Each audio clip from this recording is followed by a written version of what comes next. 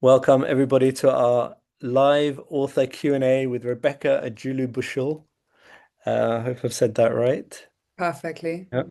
And Rebecca is the author of these Heavy Black Bones. I've actually got a preview copy. We actually share the same agent, I just realized this evening. Uh, which is probably how I came across your book, actually. It was sent to me. So I did get it early. And obviously, I'm in the world of running and I do read a lot of running books. We have a book club on my Patreon page. A few people here are part of that. And we read a lot of running books. So this is a real sidestep for a lot of us to delve into a book. It wasn't about running, but it was about something connected. It was about swimming and sport and it was a first person story. And yeah, and it obviously very intriguing title. These heavy black bones, the first British black woman to swim for Great Britain. Very intriguing premise. And I love the book, and it's done brilliantly well. It's won a few prizes, at least two prizes already. And it came out. Did it come out this year or last year? Last year. Came out last year. Last year. It was shortlisted for the William Hill Sports Book of the Year, which I will say is a sign of any is a good benchmark. That's sports books of all genres, and you're usually up against all the celebrity titles as well. So it's done very well. It's a brilliantly written book. I loved it, which is why I really wanted to get Rebecca on and have a chance to chat to her about the book. So, if you don't mind, I might ask the first question, get the ball rolling. Please. And I did kind of feel, and I have seen this somewhere in a review as well, but I really got this feeling when you're reading it that it kind of reads like a novel. So it's very, not that it's not true, but that it's gripping and it's got this narrative and you really like you're on the knife edge drama at times. But also like a novel, there's lots of characters in it and some of those characters you warm to, and some of those characters you don't like. They're not very pleasant characters. And so my question was like, and knowing about writing about real life and real people, sometimes it's tricky, isn't it? How's this person going to react when they read this? So what I was wanting to ask you is how or hard was it to write honestly about people you knew? Did you pull your punches at all? So were there some things you just didn't include that were actually worse? And this is all tied together. And did it sometimes feel, and I don't know if this is the wrong word, but did it sometimes feel like an act of revenge? Mm. There's one particular episode I'm recalling is when you were made to do this jump in the gym, and you knew you couldn't do it, and she made you do it, and you hurt yourself, and you knew you were going to hurt yourself. Was there some kind of retribution in being able to tell that story? So there's a lot in there, but that's my opening question about writing about real people, some of them who obviously had quite a negative impact on you in real life. Straight to the beating heart of it. Um, Thank you so much for having me and very lovely to talk about this book. You didn't mention that we also have Kenya in common, Yes. which is a big thread that I'm hoping that we'll get to talk about. I'm Kenyan, obviously, and lots of your first book and all of your books are kind of in and related to the place that I come from. But what was it like writing about the people in my life? I think the truth is really slippery and it's hard. It's never yours to own and it's never anyone else's vantage either. It's always something in between. And when you're writing about people who are still around, um, especially people that you want to protect, that does become more difficult. I think Mm. first of all, I probably convinced myself that no one was ever going to read the book, and that was my kind of the easiest way of writing to the true heart of it. I think no one, I mean, it's funny, I was going to put the question back on you. Do you think that I left anything out? Because I don't think anyone is characterized very nicely, myself Right. included. Yeah. I don't think anyone gets away with anything that they are in the book. And I think that that's probably how we are as people. Like we're very flawed and inherently contradictory. And, even the characterization of myself as I've read hilarious comments like, I really like this book, but the main character was cold and arrogant and kind of horrible. And the main character is me, obviously. Yeah, I always think Um, that's really interesting when when there's the writer is allowing themselves to be portraying themselves like that. I always think that reveals a certain degree of honesty, but. I mean, yeah, I think that's true. I mean, on the revenge piece, I think certainly not, right? There's no divine retribution. And the book asks a lot of questions about, what responsibility do people have within the frame of elite sport to create safe spaces, to, um, ultimately draw lines when we are trying as athletes, as anybody involved in elite performance, to push ourselves beyond what limits we know exist, right? And so in my case, you're trying to make champions out of children and you don't consent to that. And there aren't any preconceived lines that are drawn. And so I don't think the book really tries not to take a kind of moral value judgment on any one single person, but instead looks at the institution as a whole. And, it's complicated by my relationship to it because I want it as well. Mm. All of these Yeah. times where I hurt myself or there's a horrible part of the book, not to spoil it for anyone, where my knee pops out of its socket in my training session and I pop it back in. I was a willing participant in all of the things that were being done to and by me, to a certain degree, right? And so the book tries to tease out to what degree we're all complicit in these things that create harmful environments. And, there are certainly characters that go over the line, but that's, I think, the truth, my truth of what they were. But the book was never, I mean, it went through a very long legal review process, by the way, I should say transparently it did, because my publishers were very aware of the fact that some of the characters are still live and coaching and involved in sports today. And the book is very revealing of what it was like to work and train with and under them. Um, but how am I bringing this to a close? I guess the point is I really wanted to write the truth, and it felt that I was as much a subject of that as anybody else. Yeah. And yes, I did write things out of the book. My family aren't as present in the book or my commentary of them as maybe they should have been, because, in revealing your story, you also reveal other people's, and you have to decide how fair that is. Yeah. In terms of, wanting to tell the truth, did you feel like you just had to tell the truth? Like there wasn't a kind of obligation on you if you're going to tell this story, not to sugarcoat it? I mean, I used to make documentary films before this and kind of trained as a filmmaker and always experienced film through writing.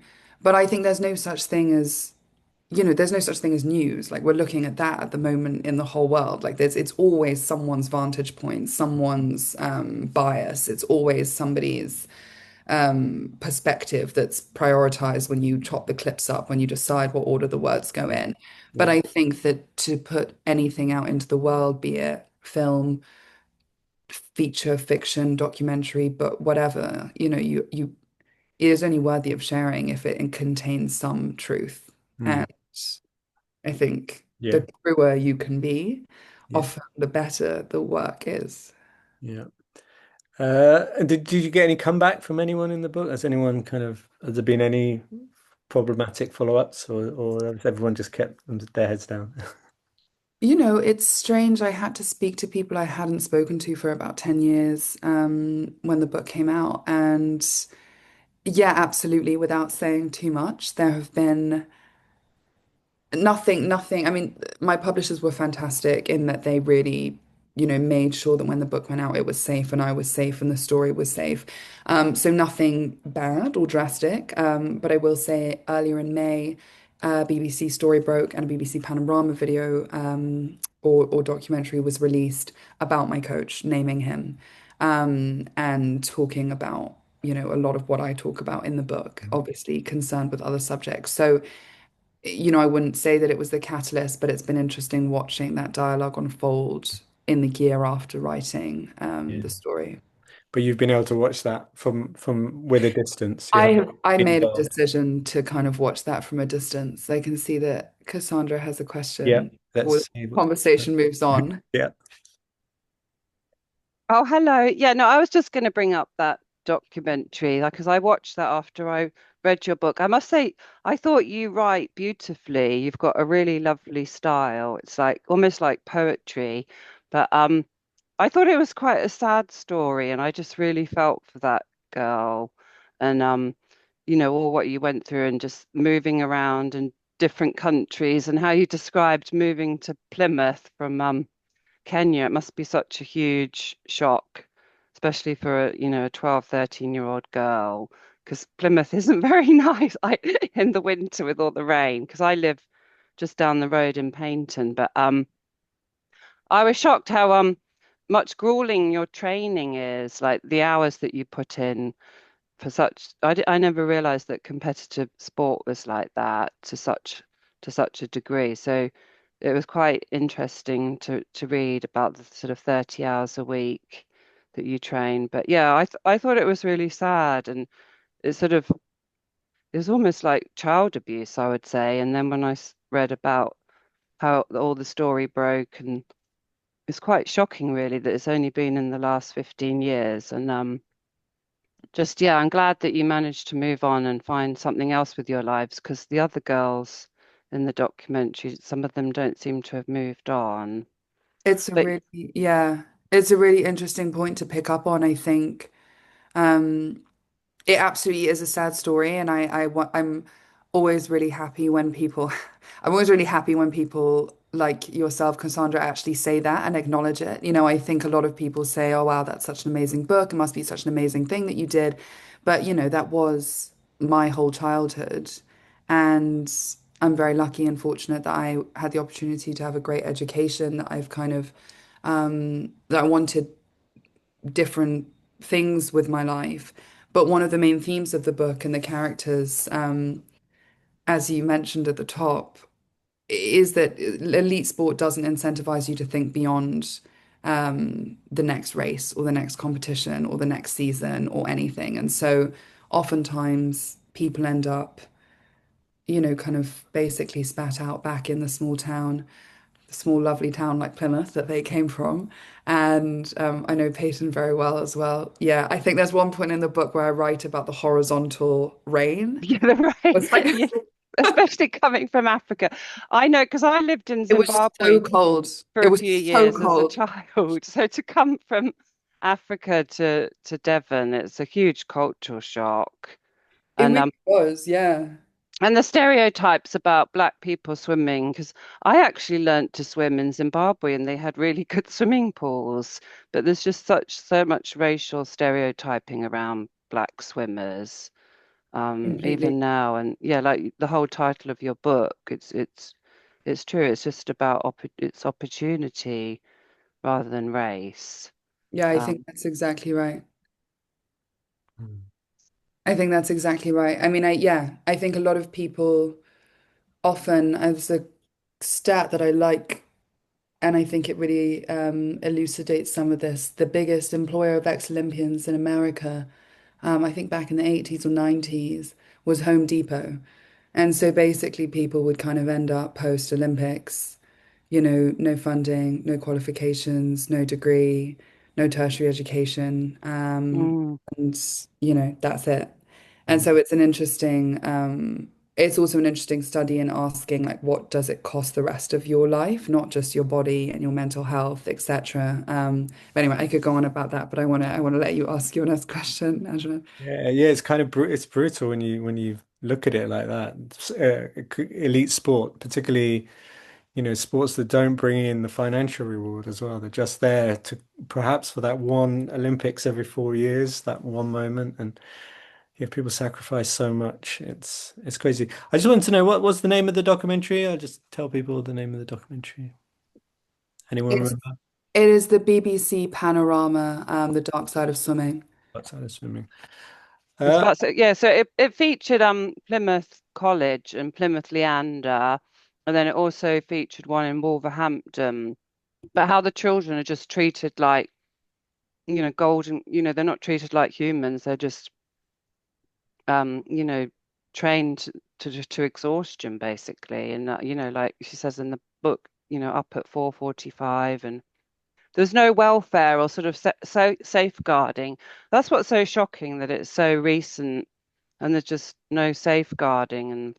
mm, I And think like, it is important though to kind of, the other side of the coin of that really is we're as human beings never going to stop trying to break the records of the people who came before us, right? And so, you know, yes, on the one hand, there is a complete brutality to sport, but it's also there's a euphoria to it, and that we're pulled to it in a way that's very innate and that speaks to something I think very baser and basic in us. It's instinctual. It's instinctual to compete, to win, not for any reason other than just like the thrill of the game. And so it is difficult to know how you would, as no one has done very well, how would you safeguard that world and how do you kind of draw lines when um, you're training to be the best in the world, which I was for a short time. It's hard to say you wouldn't do it all over again. Just for that. I mean, you must know what it's like, the runner's high. Yeah, well, I don't think any of us have quite reached your levels of winning, but yeah, there is a runner's high. I wanted to ask you about your relationship with swimming now. Do you still go swimming? Do you enjoy swimming, or has it got carry too much weight? It's funny, people, I mean, it's a constant question that I'm asked, and I'm always curious as to why people ask it. Um, Well, which I I partly I think like to be that good at like if I was that good at running, I would just like love the pure feeling of running that easily. And I have seen, when you see someone who can really swim, it looks so, you think, God, if I'd love to be able to move through the water that easily, it must feel amazing. So, and then if you've got that thing that you can do that feels that amazing, can you go back to it and just do it for fun, or is it always tied in with this tension around competition and everything that happened to you? Hmm. I think there are lots of different kinds of sports people, probably similarly in every sport, but definitely in swimming. There are those people who are kind of physically built for it. And then there are those people who are kind of very, very innately, naturally, like kind of technically talented, like they're just meant to be in the pool. I think, and then there are people who really have the mental edge, and then there are people who just train harder than everyone else. And oftentimes those things can exist, a couple of them can exist in one person. I definitely didn't have all four. But swimming for me has always felt easier than walking, and it always has done. I feel like a sense of communion with the water. And so in that sense, yeah, every time I get in the water, even now, I still have that same embodied feeling. But I wouldn't say that swimming trains it out of you. But if you can imagine, getting to a point of kind of embodied physical performance where without looking where every single part and corner of your body is. Swimming's one of the only sports where you use every single muscle in your body. And so, I know where my little finger is when I'm in the pool. And that thing that we call water feel, it seeps away from you very quickly. And so now, how long's it been? 14 years after I retired, I don't know where my little finger is anymore. And so it is a very different experience being in the water now. I still love it and I can still swim, but I don't go swimming that often, unless I'm on holiday, in which case you can't get me out of the water. Brilliant. If anyone else has got a question, don't worry about it fitting with the flow of the conversation. We're happy to jump around. So just raise your hand. I Go on then, Mara, you go next. Uh, Hi again. I lowered my hand. Yeah, I really enjoyed the book. I read it a few months ago, and now I picked it up again. And I was going through as a second reading just to refresh my memories. And it's incredible how this book stuck with me. Some of the things I'm reading, I feel like they've stayed with me and they've never left me. Um, which does not happen with all the books. So I think there is something that really impressed me. I've got the book here, So and much.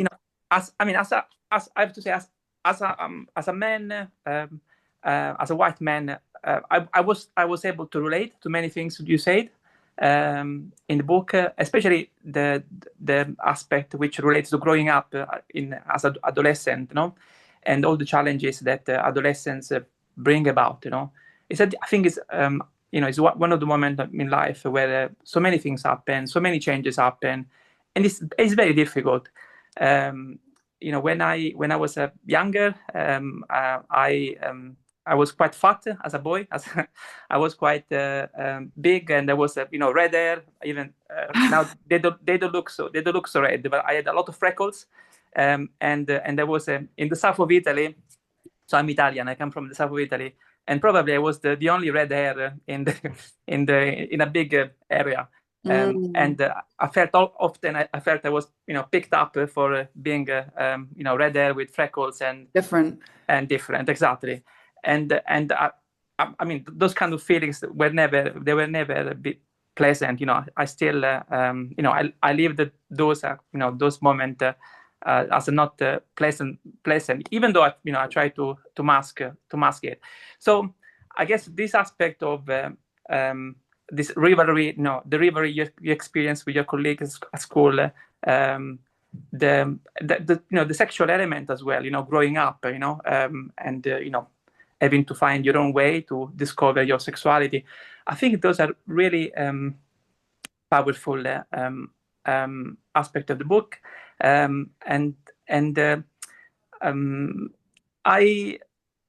think that you made me a really good impression. I too wanted to ask this question. If you had the chance to go back in time, would you change something? I know probably you before you were saying something about it, but if you could go back and if you had a magic wand, do you think you would take the same? Would you go to the same school? Would you tend again this kind of swimming, I don't know, training and elite routes, or do you think maybe you would go somewhere else? I don't know. That is a really interesting question. First of all, thank you for sharing. Are you from Calabria? No, Puglia. Puglia, okay. Yeah, I can't imagine being. When I go to Italy, south in Italy, they think I'm Italian. So having those, I don't know. No, thank you so much for those kind words. And I think to your first point about the book, I really wanted it to feel relatable on many, many different levels. So there's somebody who looks like me, who's a young girl who is being told that she can't swim because she's black, and that is very close to my experience. But I wanted to bring as many people into that world as possible, and I think the coming of age is the most universal experience. It's all you want to do is fit in, and for whatever reason, we all feel like we don't. But I think that to know that connected with you, that was really my wish for the book. It's not, I don't think it is a book about race. Like, I think it is a book about fighting for your place in the world, primarily. And so, yeah, that's really important to me. I would do it all over again, exactly the same way. I can't imagine, as we all can't, as we get older, I can't really imagine being any different than I am now. And the two things I think probably that have made me, three things that have made me the way I am are my mother's love, my swimming career, and the death of my father. And I wouldn't change any of those things. We're the sum total of probably the most painful and the most amazing experiences in our life. And swimming was definitely both of those things. I think maybe I would say I wish I had been braver. I'd wish I'd known my identity earlier, but we never know our identity. I guess I've realized that as I've grown up, it's always moving, right? Yeah. And I think so. Thanks. No, thanks for saying this. And I did not know that your father passed away. By the way, I'm sorry to hear that. Was that long? Was that long ago? 10 years, almost 10 years ago. I'm sorry to hear that. As I said, I read the book a few months ago. I don't remember if you mentioned this in the book. No. It happened after. Yeah, the book ends, I think, when I'm 18, and he died when I was 22. No, I mean, it's clearly a pillar in the book. A very important, character in the book, and I'm sorry to hear that. I think that the other thing I wanted to mention is that I'm very impressed at what. Sorry, shall I? Someone else, if someone else wants to do a question, let me know, and I will be happy. No, otherwise, as a Do it quickly, yeah. Go yeah, on. I know. You know, Adarana know that I can talk for a long time. I don't want. I need to be. I need to be concise. Otherwise, I take time away from other people. So very quickly, I just want to say that I'm very impressed with the kind of work you're doing at the moment. I think I'm following you on LinkedIn, and I think that there is a lot. It's very important to invest in youth and to believe in youth and the young people. It's very sad to hear that at the moment that lots of the young people are not in training or in education. Probably they've lost. I don't know. They've lost a vision of what they want to achieve. Probably the values as well. You know, there are not enough values or good values in our society, and a little bit like when you were training as an elite swimmer. You know, probably too much competition was not healthy. And in our society, probably the same. Competition is not probably the right path. I think solidarity, community, helping each other. Probably this would be better suited values in our world, and a staff, to emerge and find your own way in a world of competitiveness. No, so I'm very happy that you're investing in the youth. And I don't know if I had a specific question to ask about it. That's Probably, okay. I can tell you how it's going. yeah, please, yes, Very well. For anyone please. who doesn't know, I'm the CEO of an organization called the 10,000 Interns Foundation, and we create opportunities for underrepresented kids, specifically in industries where there aren't that many minorities, which is most of our industries, especially professional industries in the UK. We have a program for young Black students. We work with young disabled students as well. And we specifically focus on kind of social mobility interventions. And we've created 10,000 paid internships in 5 years. So we're trying. And I also know that Harry had a question. Sorry, there's a mosquito over here. But Harry, please, you've waited very patiently. Mario, thank you so much. Thanks. No, thanks, Mario. I had read the book The Longest Race by Kara Goucher, and there's a strong parallel about what happened in the Nike Oregon project, which eventually shut down, talking about coaches, and there's, what you are talking about in your book, which is a great book. I'm going to read out page 195, two sentences, and I'll get to my question. And he says, this is in Budapest when you were there, and you say, I don't know what happened. I started to say, I can tell you what happened. You didn't prepare properly, did you? He started. I looked down. He wasn't asking. I already told the director that you are a lazy athlete, so don't bother coming up with anything else. His voice was raised now. And from there on, you went to Delhi, where you came second.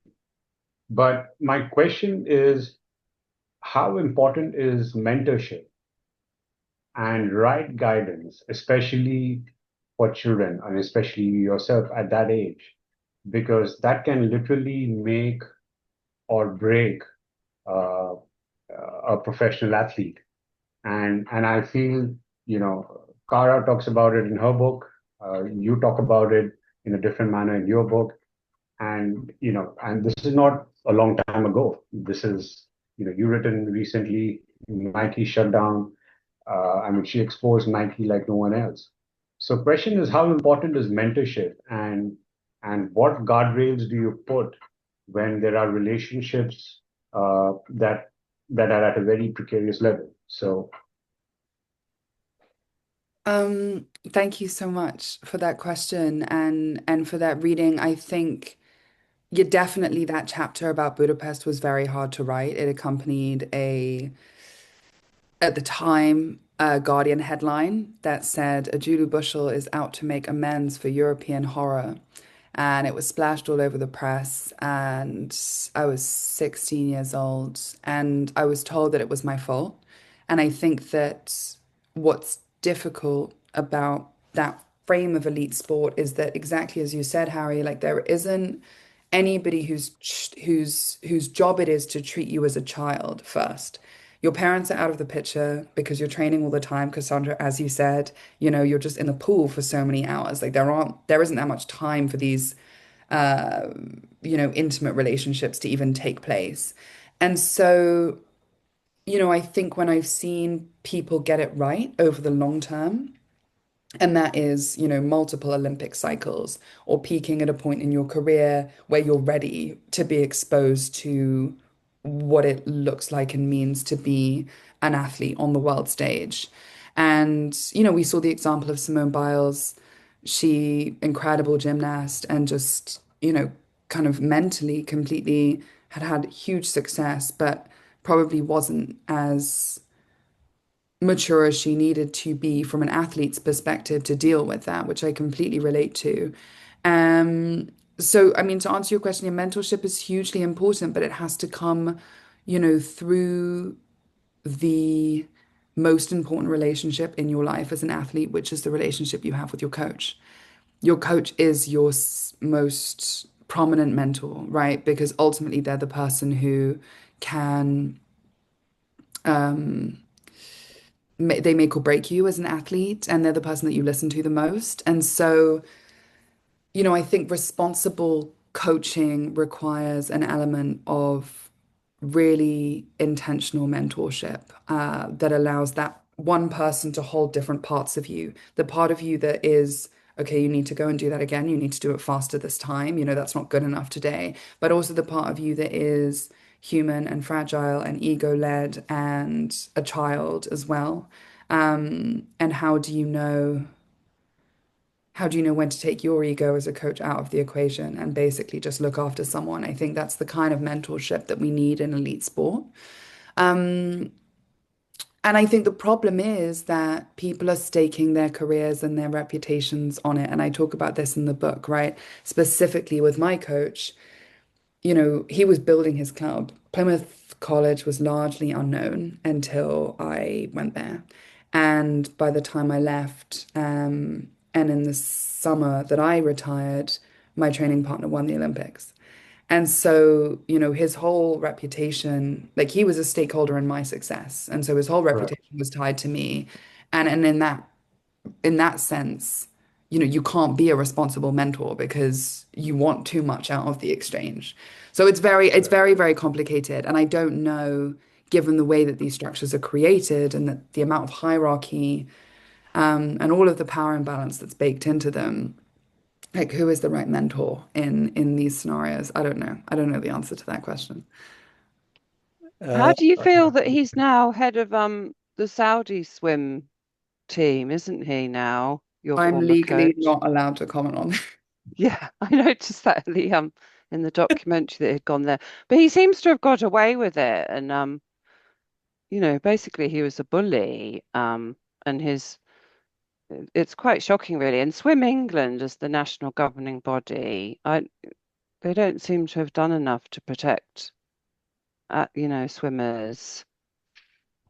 I It is, think yeah, I it is think I think that they've got responsibilities too, and Plymouth College, and yes, he should have certainly. been suspended, shouldn't he? And they just brushed over it, and some of the things that went on.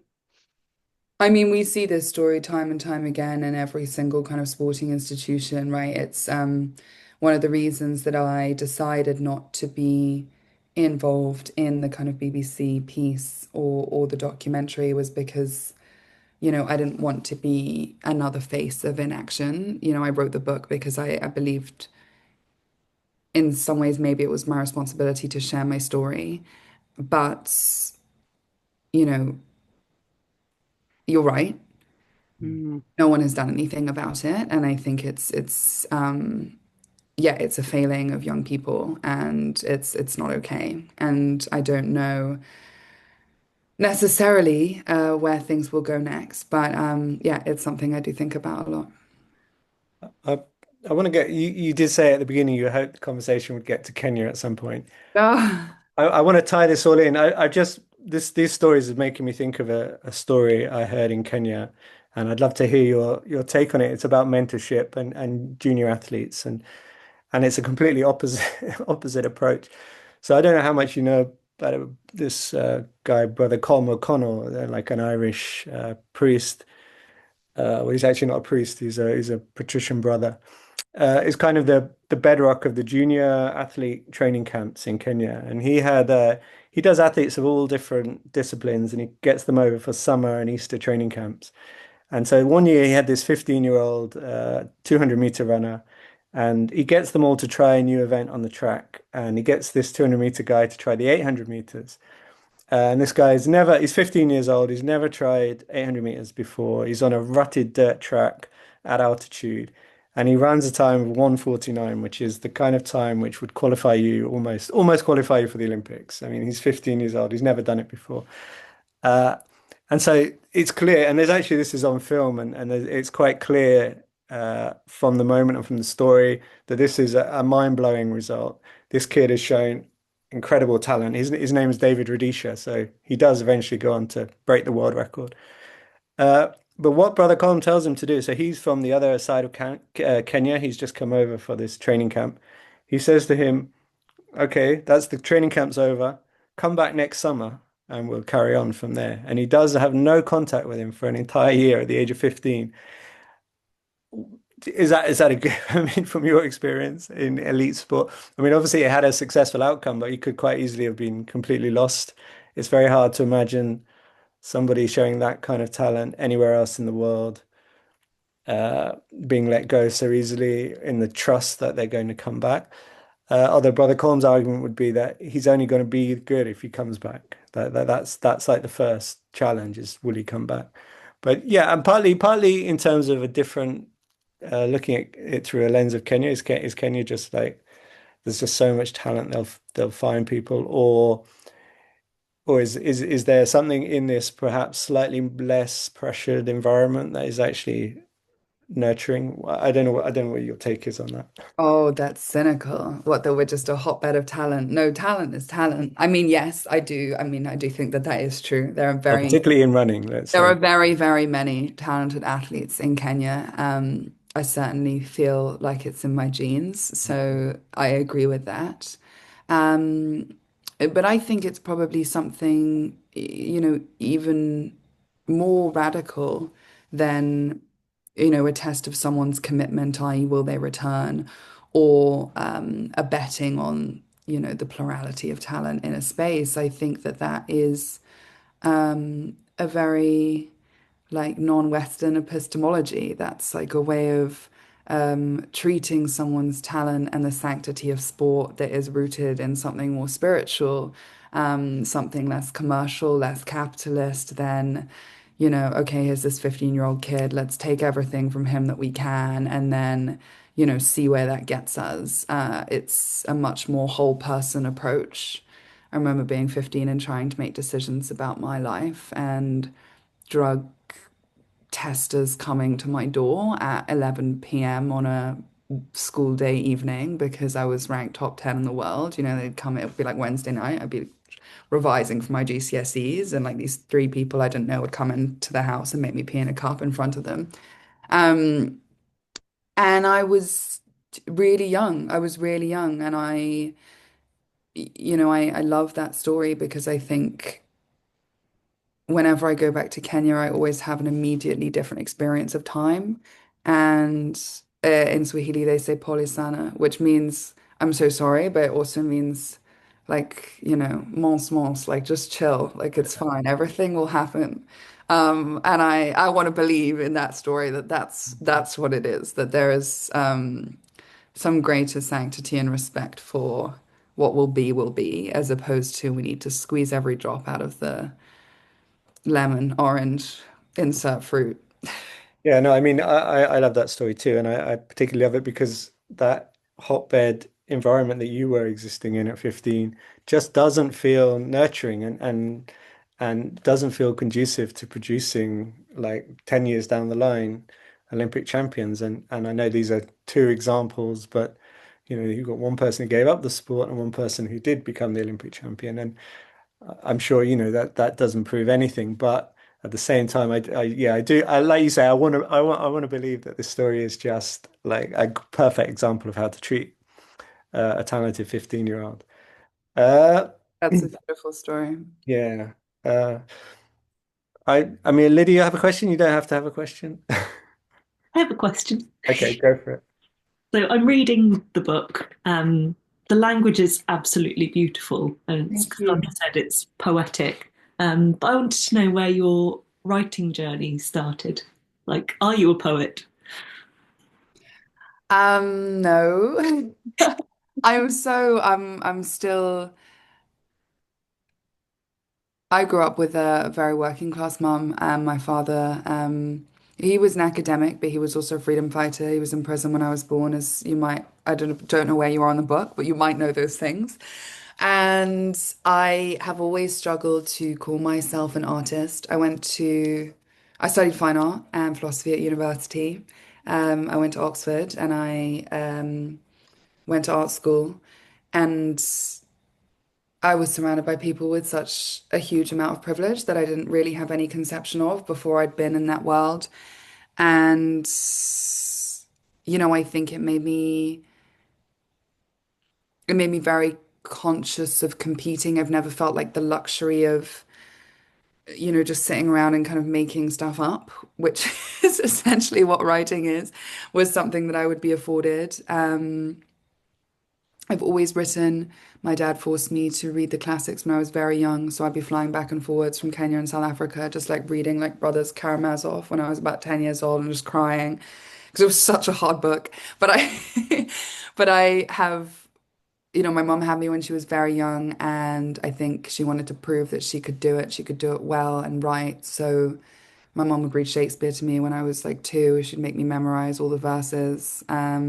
So I've always grown up with poetry. It's like a huge part of my life, and I can quote almost all of T.S. Eliot to you. So, I love poetry. There's epigraphs at the beginning of each act of the book, and those are things that have really influenced me, probably in living my life, less so in writing.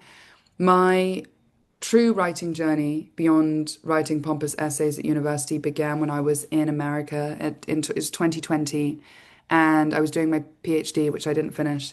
And uh, the BLM movement had just re-erupted. I was in the Midwest. I was in this interracial relationship, and I was just about to get kicked out of the States because Trump basically had decreed that anyone who was an international student wouldn't get their academic visa, and we all had to leave. And so I wrote this essay about interracial relationships and immigration in the States, and I won a big essay prize. And then I came back, and Alice Deering had just qualified for the Olympics. So she was the first Black woman to swim for Team GB at an Olympic Games. And so the press started writing about me and swimming again after 10 years. And I don't know, I started writing the proposal for the book, and then I sent it to Victoria, who's our agent. And I knew writing a book is really, really, really hard. But I knew that I could do it. I think I knew I could do it, and I wanted to see if that was true. And it was, and now I'm writing my second book. Yeah, that's exciting.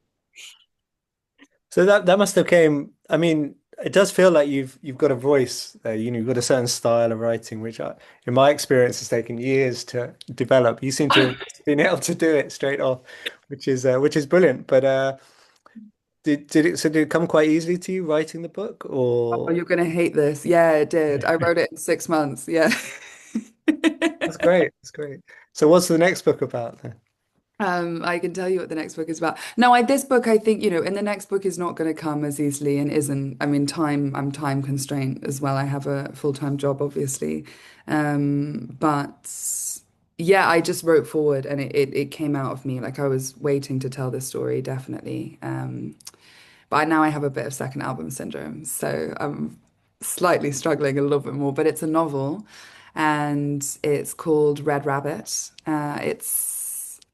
It's a book about death, I guess. I never really thought that I'd write about my father, but implicitly, I think I'm probably writing about that. And because it's a book about death, it's obviously a book about life. It's about two people, one of whom is a kind of young girl in London. She collects postcards from art galleries, and she's very kind of disillusioned with her life and distanced from it all in the wake of her father's death. And she meets a man who is just about to lose his mother, but neither of them know that yet. And the book is about, I guess it's about the small moments that make up the things that we actually remember at the end. It's never the big moments, it's always the tiny things and the perfect days that feel very banal. So the book is written between this archive of kind of her memories in first person and then this third person narrative, which is kind of a love story, I guess. But I'm allergic to all things commercial, so we'll see how far my agent pushes me towards it being a love story. Oh, it sounds exciting. Yeah, brilliant. Do you have any books? Well, particularly with the first of the book we've read, when you were writing that book, are there any books that you kind of used or that you had in mind as inspiration or particular kind of book that worked for you and you thought, oh, this is the kind of book I want to write? Yeah, I really try not to read when I'm writing. I don't want to get too close to anyone else's work or ideas. You And can start sounding a bit like the other I person. think that's important, but especially when you write your first book, you kind of are a little bit like, okay, cool. So like, how does this work? And you have to look at other books and you're like, okay, then they said writing dialogue for the first time was really strange because I Mm. was, you're kind of like, no, he said, yes, she said, you think, am I doing this right? But no, there were three books that I thought about a lot, and I can't recommend any of them enough. They're kind of adjacent to probably some of the stuff that you will read and think about in your a book club and space, but they're all basically about people having these really uniquely intense experiences and writing about them in quite kind of philosophical ways. So the first one is An Evil Cradling by Brian Keenan, and he was kidnapped and imprisoned in Beirut. He was a teacher from Ireland and he spent 5 years imprisoned. And then he was released and he writes this incredibly insane meditation basically on being in solitary for 5 years of his life and not thinking that he's going to get home, about his faith, Catholicism. And yeah, it's amazing. An Evil Cradling is like one of my favorite books. And then I also read Adrift by Brian Callahan. And Adrift is the story of the first man to be adrift across the Atlantic for 76 days. And he is an incredible, incredible writer, but also illustrator. And he's also an incredible seaman. So he's on a single yacht dinghy and he knows it's going down. This is an insane storm. And so he's basically kind of bailing out and he puts his life raft up and he's throwing things into it. And basically then the whole book takes place and he writes a lot of it whilst he's adrift because he gets pens and papers as the book is going down and it's about his like religious relationship he develops with the fish and he's kind of like, well, I can't eat you if I'm going to die anyway, why should you die for me? And he survives and he meets up with his family kind of 4 months later basically, and then he gets straight back on a boat again and it's like the most insane story. It's a small little book but it's really beautiful, and the final book is, and I have to remember what her name is and I'm going to look it up. It's called Educated and it's by Tara Westover. I don't know if anyone's read it. You have. Harry, did you love it? I loved it. It's It's fairly so intense. It's a great book. it's so intense. She's a survivalist Mormon family born into the mountains, and she's like the first person to ever get an education, ends up at Cambridge. And it's an incredible book, not just about and it's not really even about her forgiveness of her family. It's about just kind of observing that that way of life exists and that there is another way that exists, and not saying which is better or worse. But she unearths abuse, and one of the things that I loved about her book is the way that she writes about the truth. So she'll write a story about what happened, an interaction between her and her brother, for example, and then she'll kind of annotate it. And at the bottom of the book or page, she'll say, and then I spoke to my mom and she said that it happened this way. And then I spoke to my dad and he said that it happened this way. So in writing the book, she also is kind of exercising what is writing the truth, which we talked about at the very beginning of this. And that is such an amazing book. So those are three that I loved, and I can't recommend them all enough. Really interesting. I haven't read any of them, but they sound like they're all in quite people in quite intense situations, but also quite claustrophobic in situations. And this is something I've always wondered about swimming compared to running, for example. Like running, you can train intensely in running, but you can go out across the mountains, the fields, the down through the city. With swimming, it's all contained within this tiny space. Does that become a kind of more intense? I mean, is there anything you can say about that? I don't really know what to ask about it, but is that how it feels, or does it not feel like that when you're actually in it? Can you swim 50 meters? It's not that tiny. Right. Relatively. I mean, it's just, especially doing 30 hours a week in No, this no, no, no, no. You're box, completely, effectively, box of water. I mean, also under the water is an intense space in itself. completely. No, I have so much to say about that. I think absolutely you spend a lot of time in your mind. It's a very solitary sport, and that can be in itself claustrophobic. So not only are you in the water box, Mm. you're also kind of trapped in, your mental sphere, and that there's you have to kind of, I guess, occupy like quite strange meditative states to not stay too close to the reality of what you're doing, which is basically just swimming up and down. Um, but there's this thing with swimming, which is interesting, and I write about it in the first chapter, is, you know, especially sprinting, you basically want to kind of forget that you're even inside your body. You don't want any part of your conscious brain on. And yet, whilst you're training, it's, every stroke count, every pull. Where is your hand? Are you counting the stroke rate? Are you counting the number of breaths you've taken? Are you And so you kind of move between being on and very off. And that is the thing that probably distracts you from the fact that you're in a water box. But then I think being under the water is like being in a different world. And there's something very freeing about that, which I think also provides relief from, yeah, from the reality of swimming up and down a pool, basically, and like kind of being choked by chlorine most of the time, especially in the UK. I've actually learned to really love the smell of chlorine. Me and my mum were in a garden centre the other day, and I was saying like, oh, it's like, oh, what's that really nice smell? And she was like, it's chlorine. So Yeah. Yeah, no, I mean, for anyone who hasn't read the book, if you pick it up and read the first few pages where you describe entering the water and being in the water, it instantly gives you a sense of how good the writing is. So, I think we're about, unless anyone's got one last question, I think we're about close to the end. Anyone want to ask one more thing? No? Well, Rebecca, it's been a real pleasure to talk to you, and thank you. I kind of want to go back and read it again now. I might do that. Oh, that's so generous. Thank you so much, everybody. It's been such a lovely hour. And yeah, thank you for sharing your stories as well as for reading mine. I've really appreciated it. So thank you so much. Yeah. Yeah. Thank you, Thank Rebecca. you. Good to meet you. Thank you. Thank you very Thank much. you. Thank you. Bye. I'll just end it then. Goodbye.